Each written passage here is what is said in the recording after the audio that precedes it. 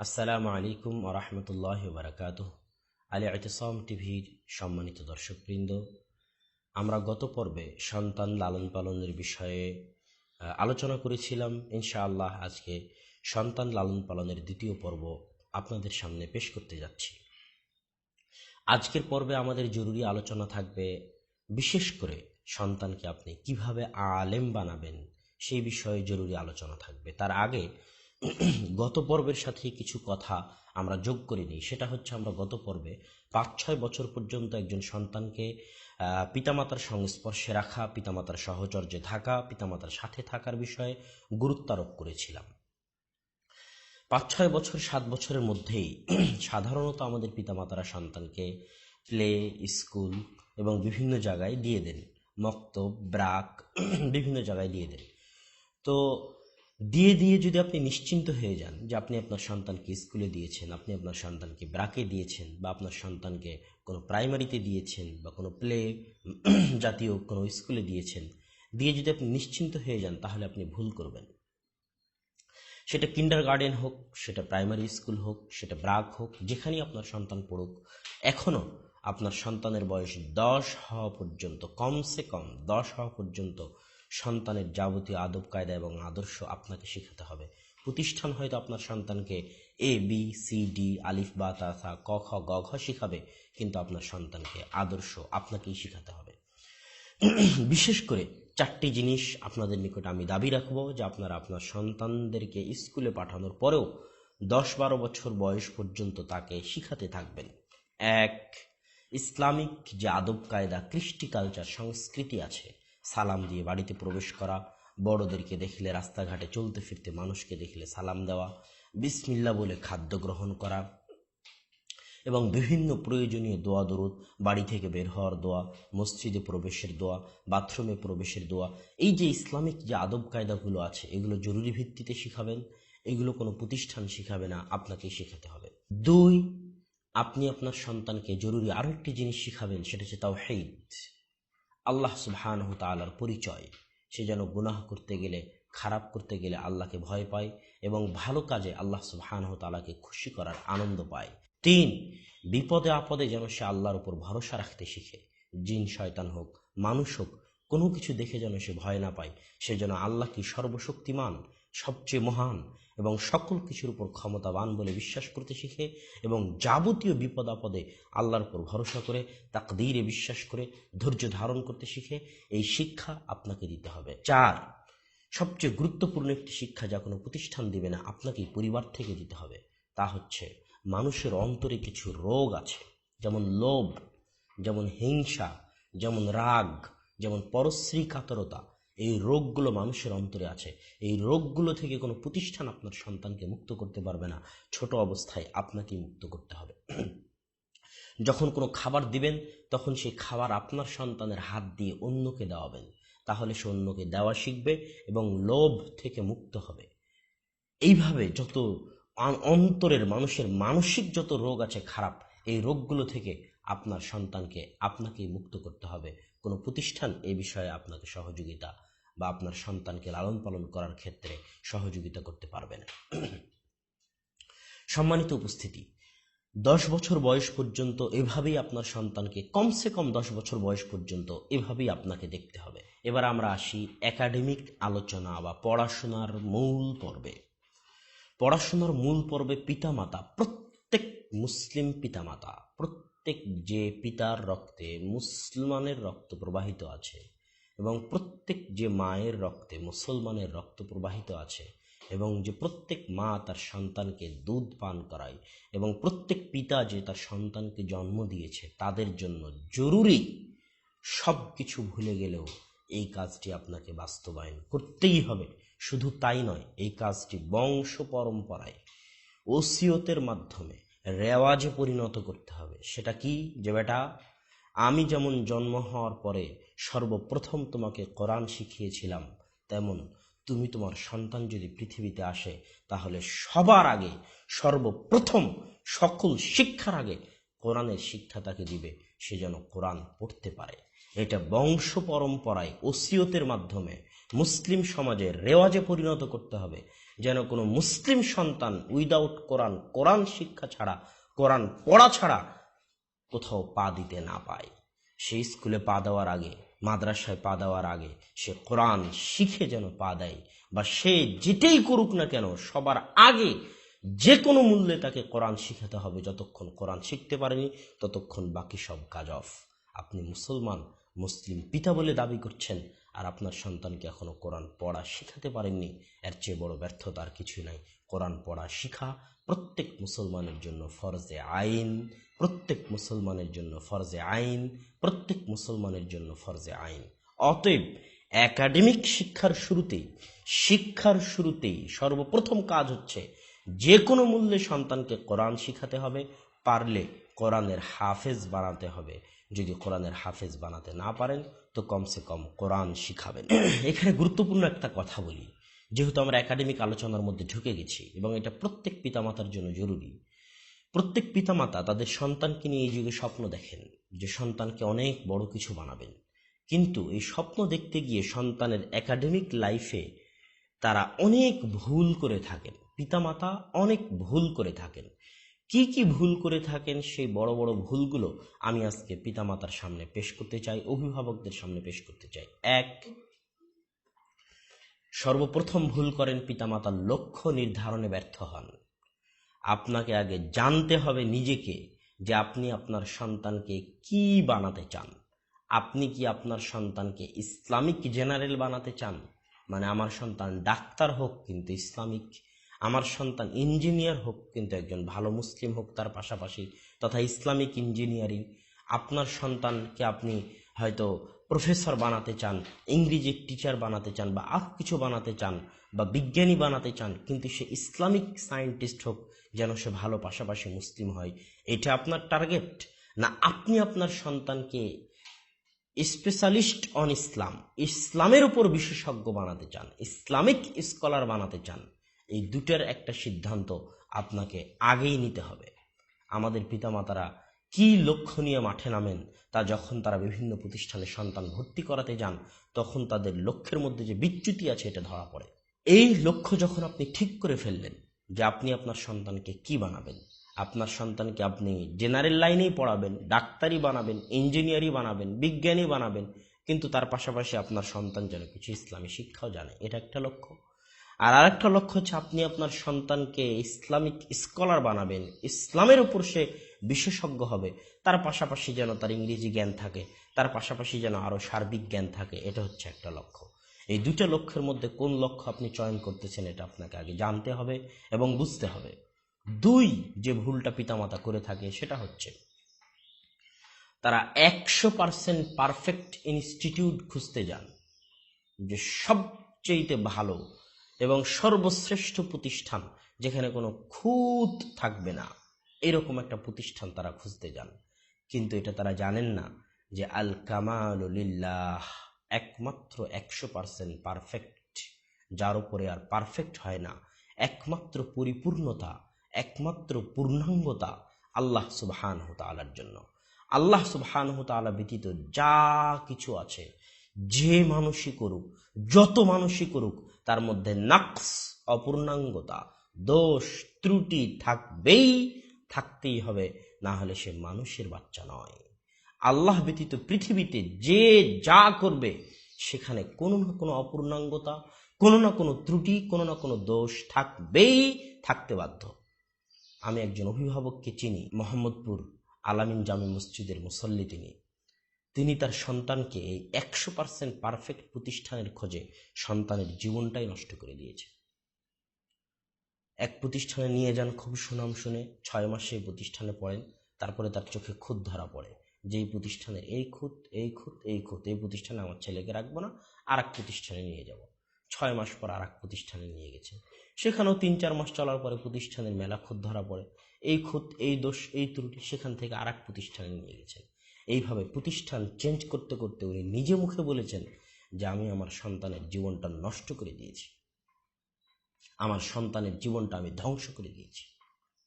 তো এই দুই জায়গায় পিতামাতা সর্বপ্রথম ভুল করেন। এক, তারা টার্গেট নির্ধারণ করতে পারেন না যে সন্তানকে কি বানাবেন। দুই, তারা 100% পারফেক্ট খুঁজতে যান, যেটা ভুল। এই 100% পারফেক্ট খুঁজতে গিয়ে সন্তানের প্রতিষ্ঠান পরিবর্তন করতে করতে আপনি আপনার সন্তানের জীবনকে ধ্বংস করে দিচ্ছেন। ধৈর্য ধারণ করুন। যে দোষ ত্রুটিগুলো আছে ওই রকম আরও শত দোষ ত্রুটি বিভিন্ন জায়গায় পাবেন। তাই যেখানে দিয়েছেন সেখানে ধৈর্য ধারণ করুন। এক জায়গায় দীর্ঘদিন থাকলে ইলমে বরকত হয়। এক জায়গায় দীর্ঘদিন থাকলে ইলমে বরকত হয়। এক জায়গায় দীর্ঘদিন থাকলে জ্ঞানে বরকত হয়। এই জিনিসটা আপনাকে জানতে হবে। সম্মানিত উপস্থিতি, এবার আমরা আসি পিতামাতার এই দুইটা ভুলের যে ভুলটা প্রথমে আমরা আলোচনা করেছি যে তারা লক্ষ্য নির্ধারণে ভুল করেন, সেখানে দুইটা কথা থেকে গেছে। তারা মনে করেন যে তাদের সন্তানকে আলেম বানাবেন, ইসলামের উপর ইসলামিক স্কলার বানাবেন, ডাক্তার জাকির নায়েকের মতো দায়ী বানাবেন, অথচ সন্তানকে দিয়েছে ইংলিশ মিডিয়াম স্কুলে, মানে ইংলিশ মিডিয়াম ইসলামিক স্কুলে। অথচ টার্গেট হচ্ছে যে সন্তানকে কি বানাবে, স্পেশালিস্ট অন ইসলাম, ইসলামের উপর বিশেষজ্ঞ বানাবে, ইসলামিক স্কলার বানাবে, কিন্তু দিয়েছে ইংলিশ মিডিয়াম ইসলামিক স্কুলে। টার্গেট আলাদা, কাজ করতেছে আলাদা। এটা হচ্ছে চরম ভুল। বিশেষ করে এখনকার যুগে ছোট বাচ্চাকে কিন্ডার গার্ডেনের নামে, ইংলিশ মিডিয়াম স্কুলের নামে টুকটাক ইংরেজি কথা এবং টুকটাক আরবি, টুকটাক বাংলা কথা শেখানোর মাধ্যমে যে একটা রেওয়াজ চালু হয়েছে। যেমন আমি সেই দিন ঢাকায় একটা বাসায় উঠেছিলাম একজন দিনী ভাইয়ের দাওয়াতে। তার সন্তান সাবেক পিস স্কুল, বর্তমান নামটা বলতে চাচ্ছি না, সেখানে পড়ে। তো তার সন্তানের বই পুস্তকগুলো আমি নিয়ে আসালাম যে নিয়ে আসেন দেখি আপনার সন্তান কি পড়ে। আল্লাহ আকবার! ইসলামিক ইংলিশ মিডিয়াম স্কুলের নামে কি বেহাল দশা, কি বেহাল চিত্র, তা দেখে আমি অভিভাবককে বলেছিলাম যে আপনার সন্তান তো দেখি ছবি আঁকতেছে। তাহলে এটা ইসলামিক স্কুল হলো কিভাবে? যে ইসলামিক স্কুলে সন্তানকে ছবি আঁকতে শিখায়, যেই ছবি হচ্ছে প্রাণীর ছবি, যেই ছবিতে প্রাণ আছে, মানুষের ছবি, পশু পাখির ছবি আঁকানো শিখাচ্ছে, সেই স্কুল কিভাবে ইসলামিক স্কুল হতে পারে? তখন তিনি বললেন যে আরও বাকি অনেক ভালো কিছু আছে, এগুলোর কারণে আমি আমার সন্তানকে এই জিনিসটা এখানে রেখেছি। আমি বললাম, লাথি মারি আপনার আরও ভালো জিনিসের মুখে। আমার আকীদা যেখানে নষ্ট হচ্ছে, আমার ঈমান যেখানে নষ্ট হচ্ছে, আমি সেখানে 1 সেকেন্ড থাকতাম না এবং আমার সন্তানকেও 1 সেকেন্ড রাখতাম না। কিসের ইসলামিক স্কুল? যে ইসলামিক স্কুল সন্তানকে ছবি আঁকানো শিখায়, লাথি মারি ওই ইসলামিক স্কুলের মুখে। এর নাম ঈমান, এর নাম আকীদা। সকল কিছুর সাথে আপোষ চলতে পারে, কিন্তু ঈমান আকীদার সাথে আপোষ চলবে না, শিরকের সাথে আপোষ চলবে না। তো এই ইসলামিক ইংলিশ মিডিয়াম স্কুলগুলোর নামে ছবি আঁকানো শিখানো, নাচ গান শিখানো, এগুলো সব কিছুই নামে মাত্র ইসলামিক স্কুলে পরিণত হয়ে আছে, বাকি সবই জেনারেল। এই জন্য আপনাকে আগে লক্ষ্য নির্ধারণ করতে হবে যে আপনি আপনার সন্তানকে ইসলামিক ডাক্তার, ইসলামিক ইঞ্জিনিয়ার বানাতে চান না ইসলামিক স্কলার বানাতে চান। যদি ইসলামিক স্কলার বানাতে চান তাহলে ইংলিশ মিডিয়াম নয়, এইরকম বড় বড় লেভেল লাগানো যারা কোটি টাকা মানুষের কাছ থেকে নিয়ে নিচ্ছে, সন্তানকে একদিনেই আলেম বানিয়ে দিবে, তাদের কাছে নয়। অ্যারাবিক মিডিয়াম স্কুল হতে হবে, যেখানে আরবির প্রাধান্যতা রয়েছে, সেখানে নিয়ে যেতে হবে সন্তানকে। যদি এরকম কোনো স্কুল না পাওয়া যায় তাহলে অজপাড়া গায়ে যে মাদ্রাসা আছে, যে কওমি মাদ্রাসার হুজুর আছে, সেই কওমি মাদ্রাসাগুলোতেই নিয়ে যেতে হবে, জামিয়া সালাফিয়ার মতো প্রতিষ্ঠানে নিয়ে যেতে হবে। হয়তো তারা অত টাকা পয়সা নেবে না, অত সুযোগ সুবিধা দিতে পারবে না, সকাল সন্ধ্যা পাউরুটি কেক দিতে পারবে না, হয়তো অত এসি রুম দিতে পারবে না, অত উন্নত মানের সার্ভিস দিতে পারবে না, কিন্তু ইসলামিক স্কলার বানানোর এখন পর্যন্ত বাংলাদেশে নির্ভরযোগ্য প্রতিষ্ঠান এগুলোই। আর যদি আপনি আপনার সন্তানকে ডাক্তার, ইঞ্জিনিয়ার, বিজ্ঞানী বানাতে চান কিন্তু ইসলামী কিছু থাকবে, তাহলে হয়তো এই ইংলিশ মিডিয়াম স্কুলগুলো চলতে পারে, কিন্তু ইসলামিক স্কলার বানানোর জন্য এই ইংলিশ মিডিয়াম স্কুলগুলো চলবে না। এবার আসি আপনাকে বিস্তারিত বলি। যেহেতু আমি আলেম, কিভাবে আপনার সন্তানকে বানাবেন এই বিষয়ে আলোচনা করতেছি, তাই আমি জেনারেল সাইটগুলো বাদ দিয়ে এখন আলেম বানানোর উপায়ের মধ্যে প্রবেশ করলাম। লম্বা করতে চাই না ভিডিও, সংক্ষেপে শেষ করব ইনশাআল্লাহুল আজিজ।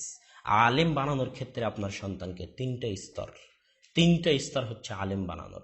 1, আপনার সন্তানকে নরমালি আরবি পড়া পারতে হবে, এটা প্রত্যেক মুসলিমের জন্য ফরজ, যেটা আমি প্রথমে বলেছি কোরআন শিখা। 2, আপনার সন্তানকে জের জবর পেশ ছাড়া আরবি পড়তে পারতে হবে। জের জবর পেশ আরবিতে ছিল না, নাই। যেমন বাংলায় আকার, একার, হিস্যিকার, দীর্ঘকার এগুলো যেমন আছে, আরবিতে এই জিনিসগুলো নাই।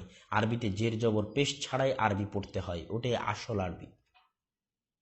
ওই জের জবর পেশ ছাড়াই পৃথিবীর সকল আরবি বই লিখিত আছে।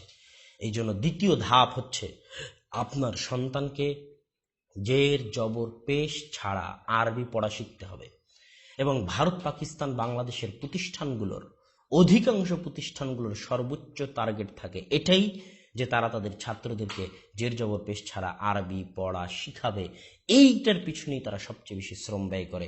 এবং বাস্তবেই এই জিনিসটা শিখতে একজন মেধাবী ছাত্রের কমসে কম 7-8 বছর 10 বছর লেগে যায় পরিপূর্ণভাবে শিখতে।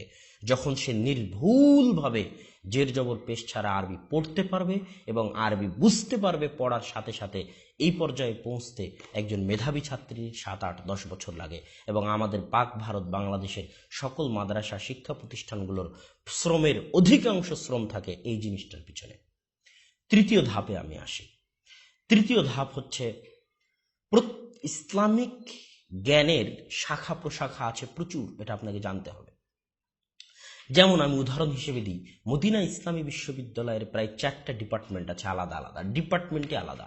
যেমন কোরআন ডিপার্টমেন্ট, হাদিস ডিপার্টমেন্ট, আকীদাহ ডিপার্টমেন্ট, শরিয়াহ ডিপার্টমেন্ট। তাহলে আলাদা আলাদা ডিপার্টমেন্ট মানে এগুলো হচ্ছে ইসলামিক জ্ঞানের আলাদা আলাদা শাখা। কোরআন একটা শাখা, তার অনেক প্রশাখা আছে। উসুলে তাফসির আছে, উলুমুল কোরআন আছে, তাফসির আছে। হাদিস একটা শাখা, তার অনেক প্রশাখা আছে। ফিকহুল হাদিস আছে, উসুলে হাদিস আছে, উলুমুল হাদিস আছে, এটা একটা তার। তেমনি আকিদার অনেক প্রশাখা আছে। উসুল দ্বীন, আকিদা, বিশেষ করে অন্য ধর্মের আকিদা, বাতিল ফিরকার আকিদা, এগুলো আলাদা আলাদা প্রশাখা আছে। এবং 4 নাম্বার শরিয়াহ বা ল, আমরা যেটা বলি যে ঢাকা বিশ্ববিদ্যালয়ে ল নিয়ে পড়তেছে, শরিয়াহ হচ্ছে তেমনই গুরুত্বপূর্ণ। সৌদি আরবে যারা শরিয়া থেকে পড়ে তারাই বিচারক হয়, তারাই জজ হয়, তারাই বিচারপতি হয়। এবং আগের যুগেও যখন ইসলামী শাসন খেলাফা ছিল, তখন আবু হানিফা রাহিমাহুল্লাহর শাগরেদ আবু ইউসুফ যেমন ছিলেন বিচারকদের বিচারপতি, তারা ল নিয়ে পড়াশোনা করেছিলেন, ইসলামিক ল। এটা নিয়ে যারা পড়াশোনা করে তারা চিরদিন বিচারপতি হিসেবে থেকেছে ইসলামিক বিশ্বে। আমাদের দেশে ইসলামী শাসন ব্যবস্থা নেই, এই জন্য এটা ঘটে না। তো আমরা মদিনা বিশ্ববিদ্যালয়ের উদাহরণ দিয়ে বুঝাতে চাইলাম যে ইসলামিক জ্ঞানের প্রচুর শাখা প্রশাখা রয়েছে এবং এই শাখা প্রশাখাগুলোরও আরো অনেক ডালপালা আছে, যেগুলো সহযোগী ডালপালা। এই জ্ঞানগুলোকে বুঝতে, কোরআন, হাদিস, ফিকহ, আকীদা, এই মৌলিক জ্ঞানগুলোকে বুঝতে অনেক সহযোগী ডালপালা আছে। যেমন আরবি গ্রামার আছে, আরবি গ্রামারের 2টা ভাগ আছে, নাহু আছে, সরফ আছে। ঠিক তেমনি মান্তিক, ফালসাফা, বালাগা, এগুলো সব হচ্ছে ডালপালা এই মৌলিক জ্ঞানগুলোকে বোঝার জন্য। তো এই তৃতীয় ধাপে এসে একজন সন্তানকে যে আলেম হতে চায়, আপনাকে কিন্তু আমি আগেই বলেছি যে আপনার লক্ষ্য কি সেটা আপনাকে পার্থক্য করে নিতে হবে। আপনি ইসলামিক জেনারেল বানাতে চান না ইসলামের উপর স্কলার বানাতে চান, সেটার পার্থক্য করা শিখতে হবে। আমি ইসলামের উপর স্কলার কিভাবে হবে সেই রাস্তা বলতেছি। তো ইসলামিক শাখা প্রশাখার যতগুলো আছে, প্রত্যেক শাখা প্রশাখার একটি করে মৌলিক বই প্রত্যেক যে আলেম হতে চায় তাকে মুখস্থ রাখা জরুরি এবং ফরজ। প্রত্যেক শাখা প্রশাখার উসুলে তাফসিরের একটা মৌলিক বই, উসুলে ফিকহের একটা মৌলিক বই, উসুলে হাদিসের একটা মৌলিক বই, ফিকহের একটা মৌলিক বই, বালাগাতের একটা মৌলিক বই, নাহর একটা মৌলিক বই, সরফের একটা মৌলিক বই, মান্তিকের একটা মৌলিক বই। এই প্রত্যেক ডালপালা শাখা প্রশাখার একটা করে মৌলিক বই প্রত্যেক যে আলেম হতে চায় তার মুখস্থ সর্বদা ব্রেনে ঠুটস্থ, চাহিবা মাত্র ইহার বাহককে দিতে বাধ্য থাকিবে, এইভাবে মুখস্থ থাকতে হবে। এই পর্যায়ে পৌঁছার পর প্রত্যেক শাখা প্রশাখাকে খুব ভালোভাবে বুঝার জন্য সেই শাখা প্রশাখার বড় বড় বই যোগ্য শিক্ষক উস্তাদের নিকটে পড়তে হবে। যেমন উসুলে হাদিসের একটা মৌলিক বই আমি মুখস্থ করলাম, এবার উসুলে হাদিসের আরব যে শাখা প্রশাখা যে বড় বই পুস্তকগুলো আছে, এগুলো উসুলে হাদিসের যোগ্য শিক্ষকের নিকট পড়তে হবে, উসুলে ফিকহের যোগ্য শিক্ষকের নিকট পড়তে হবে, উসুলে তাফসিরের যোগ্য শিক্ষকের নিকট পড়তে হবে। দুঃখজনক হলেও সত্য যে এই তৃতীয় ধাপের জ্ঞান সাধারণত পাক ভারত বাংলাদেশের খুব কম প্রতিষ্ঠানই আছে, বা নাই বললেই চলে, যে প্রতিষ্ঠানগুলোতে এই তৃতীয় ধাপের জ্ঞান বিতরণ করা হয়। বরং এই তৃতীয় ধাপের জ্ঞান অর্জনের জন্য কিছু বিশেষ বিশেষ প্রতিষ্ঠানে আমাদের যাওয়া জরুরি। তন্মধ্যে অন্যতম হচ্ছে মদিনা ইসলামী বিশ্ববিদ্যালয়, এবং এইরকম আরও যেগুলো পুরাতন বিশ্ববিদ্যালয় আছে পৃথিবীতে, দুনিয়াতে, আমি সেগুলোর নাম বলতেছি না, আপনারা অনেকেই জানেন। সৌদিতে প্রচুর বিশ্ববিদ্যালয় আছে, মিশরে প্রচুর বিশ্ববিদ্যালয় আছে, এবং ভারত পাকিস্তানেও কিছু বিশেষ বড় বড় মাদ্রাসা আছে, যে মাদ্রাসাগুলোতে এই তৃতীয় ধাপের জ্ঞান সুন্দরভাবে শেখানো হয়। এবার আমরা আসি, আপনার সন্তান প্রথম ধাপ অতিক্রম করে, দ্বিতীয় ধাপ অতিক্রম করে তৃতীয় ধাপে পৌঁছে গেছে। তৃতীয় ধাপে পৌঁছার পর আমি একটা কথাই বলি, যে তৃতীয় ধাপে পৌঁছার পর যে যত বেশি মুতালাআহ পড়তে পারবে, যে যত বেশি অধ্যয়ন করতে পারবে, যে যত বেশি অধ্যাবসায় করতে পারবে, সে তত বড় আলেম হবে। এই তৃতীয় ধাপে পৌঁছার পর কেউ যদি আলবানী রাহিমাহুল্লাহর চাইতে বেশি পড়াশোনা করে, বেশি বই পড়ে নেয়, তাহলে সে আলবানী রাহিমাহুল্লাহর চাইতে বড় আলেম হয়ে যাবে। তবে হ্যাঁ, মানুষের মেধা, মানুষের প্রতিভা আল্লাহর দান। মেধা প্রতিভার কারণে মানুষের মধ্যে কম বেশি হয়। আমিও একই পড়াশোনা করেছি, আপনিও একই পড়াশোনা করেছেন, তারপর আল্লাহ প্রদত্ত মেধা প্রতিভার কারণে মানুষ মানুষের থেকে আলাদা হয়ে যায়। তবুও যদি মেধা প্রতিভা আল্লাহ প্রদত্ত থাকে, তাহলে তৃতীয় ধাপে পৌঁছার পর যে যত বেশি পড়বে, সে তত বড় আলেমে পরিণত হবে। এটাই চূড়ান্ত এবং এটাই সঠিক কথা। এই তৃতীয় ধাপে পৌঁছার পর কিছু জরুরি বিষয় আছে, যেই জরুরি বিষয়গুলো এই পুরো তিনটা ধাপকে সামনে রেখে একজন পিতামাতার যে দায়িত্ব ও কর্তব্য, সেই দায়িত্ব এবং কর্তব্যের সাথে কিছু জরুরি বিষয় আছে। তার মধ্যে 1 নাম্বার হচ্ছে, আপনার সন্তানকে যদি আপনি এই তিনটে ধাপ অতিক্রম করে তৃতীয় ধাপ এবং তার পরের ধাপে নিয়ে যেতে চান সঠিকভাবে, তাহলে আপনার সন্তানের যেমন আগের ভুলগুলো থেকে বেঁচে থাকতে হবে, তেমনি আপনার সন্তানের সামনে মডেল পেশ করতে হবে। আপনি আপনার সন্তানকে পড়তে দিয়েছেন জামিয়া সালাফিয়া বা কোনো বড় বাংলাদেশের কোনো বড় ইসলামিক প্রতিষ্ঠানে বা মদিনা বিশ্ববিদ্যালয়ে পাঠিয়েছেন, আর আপনার সন্তানের মডেল হচ্ছে একজন ক্রিকেটার, আপনার সন্তানের মডেল হচ্ছে একজন ছবির নায়ক, তাহলে সে যতই কোরআন হাদিস পড়াশোনা করুক, যতই শিক্ষা অর্জন করুক, সে তার টার্গেটে, লক্ষ্যে সফল হতে পারবে না। আপনার সন্তানের সামনে মডেল পেশ করতে হবে, এবং সেটা ওই 10, 11, 12 বছরের মধ্যেই, যে আগের যে আমি প্রথম পর্বে যে আলোচনাটা করেছিলাম, সেই মডেলটা কিভাবে হবে। বড় বড় ইমাম, বড় বড় আলেম, ইমাম ইবনে তাইমিয়া, ইমাম বুখারী, ইমাম মুসলিম, আবু দাউদ, আহমদ বিন হাম্বল, ইবনুল কাইয়িম, নাসিরউদ্দিন আলবানী, খতিব বাগদাদি, দারাকুতনি, এরকম বড় বড় যত আলেম, ওলামায়ে কেরাম যারা পৃথিবী থেকে চলে গেছেন, তাদের জীবনী সন্তানকে দিতে হবে, বলতে হবে, পড়াতে হবে, এবং তাদেরকে সন্তানের সামনে মডেল হিসেবে পেশ করতে হবে। যদি আপনি সমস্ত ইমামদেরকে সন্তানের সামনে মডেল হিসেবে পেশ করতে পারেন, তাহলে আশা করা যায় ইনশাআল্লাহ তৃতীয় ধাপ পর্যন্ত আপনি আপনার সন্তানকে ধরে রাখতে পারবেন। তৃতীয় ধাপের পরেও আপনার সন্তানকে আপনি ধরে রাখতে পারবেন। আর যদি মডেল হিসেবে পেশ না করতে পারেন, তাহলে পারবেন না। এখানে আর একটা গুরুত্বপূর্ণ কথা বলে রাখি, অভিভাবকদের জন্য এবং ছাত্রদের জন্য, যারা আলেম হতে চায় তাদের জন্য। সেটা কি? সেটা হচ্ছে যে সাধারণত অভিভাবকেরা এখন একটু পরিবর্তন সৃষ্টি হয়েছে, তবুও বিভিন্ন ভুলের কারণে ঝরে পড়ে, কিন্তু সাধারণত পিতামাতারা পরিবারের যেটা সবচেয়ে পচা, অথর্ব, অচল, সেই সন্তানকে পাঠায় মাদ্রাসায়। আর যেটা খুব মেধাবী, খুব প্রতিভাবান, সেটাকে ইংলিশ মিডিয়াম স্কুলে দিয়ে নামকা অস্তে বলে ইসলামিক পড়াচ্ছে, কিন্তু বানাবে ডাক্তার, ইঞ্জিনিয়ার, কেননা প্রচণ্ড মেধাবী।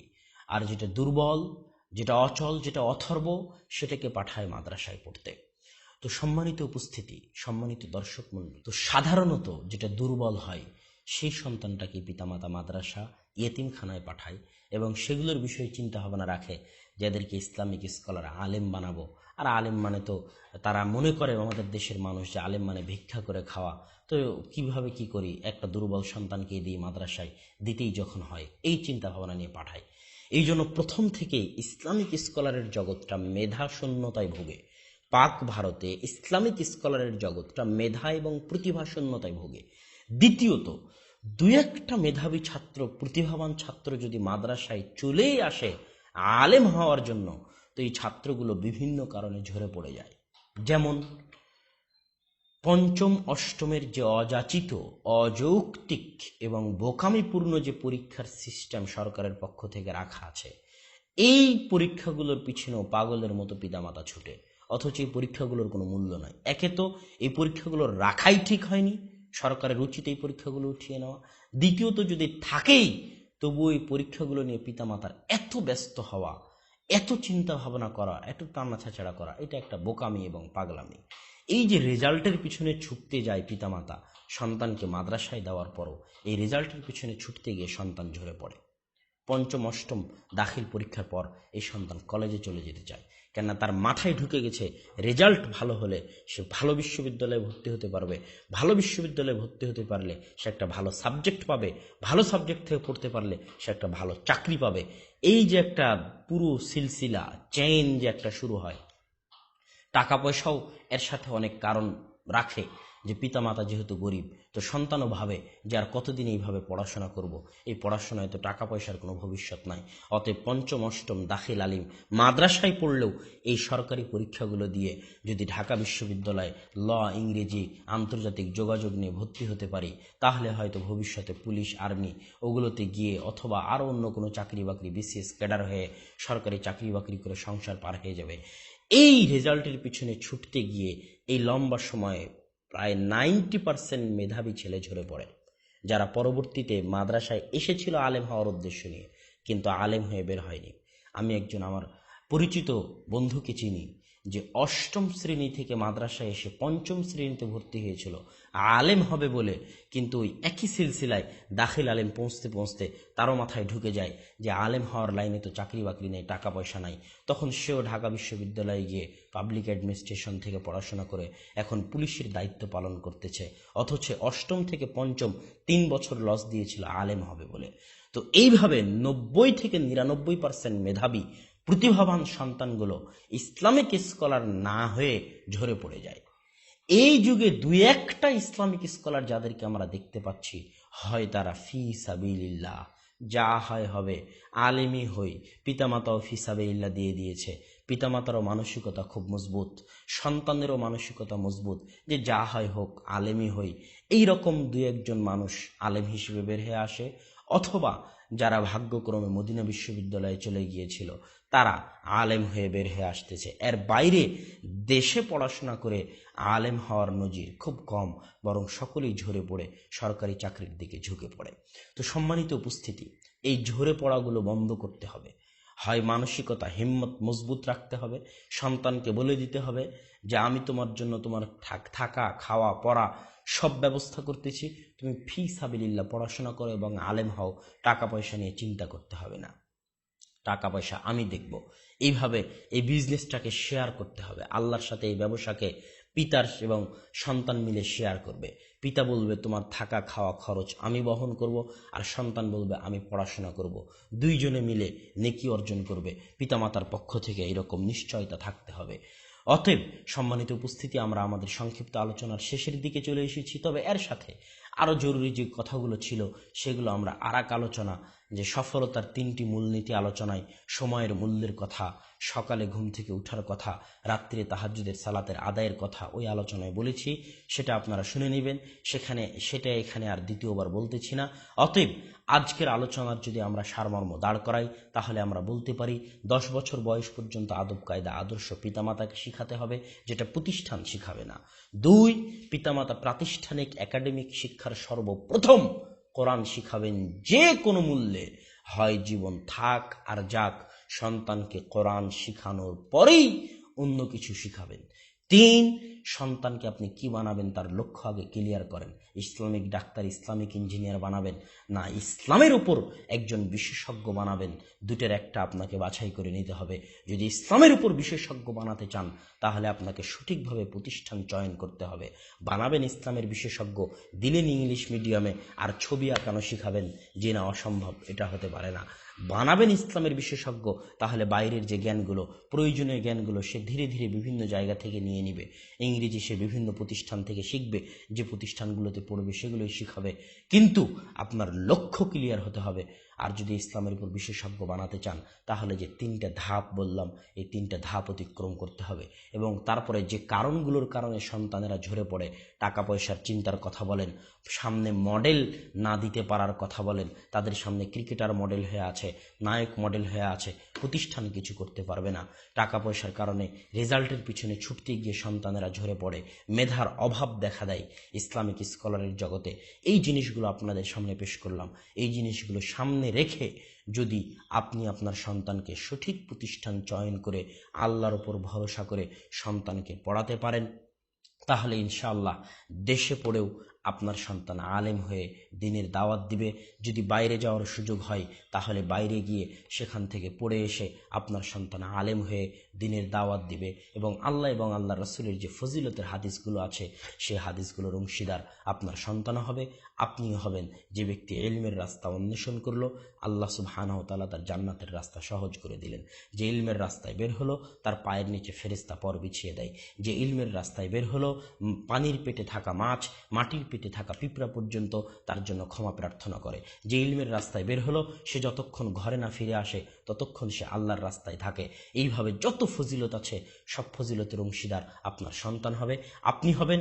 ইনশাআল্লাহ এর বিনিময়ে আপনিও জান্নাতে যাবেন, আপনার সন্তানও জান্নাতে যাবে। আল্লাহ সুবহানাহু ওয়া তাআলা যেন আমাদের সন্তানদেরকে সঠিকভাবে সৎ দেশ ও জাতির সঠিক দিক নির্দেশনা দানকারী একজন যোগ্য আলেম হিসেবে গড়ে তোলার তৌফিক দান করেন। আল্লাহুম্মা আমিন। কেননা আমি বহু বক্তব্য বলেছি, যদি আলেম না থাকে তাহলে মাদ্রাসা, মসজিদ, সংগঠন কিছুই থাকবে না।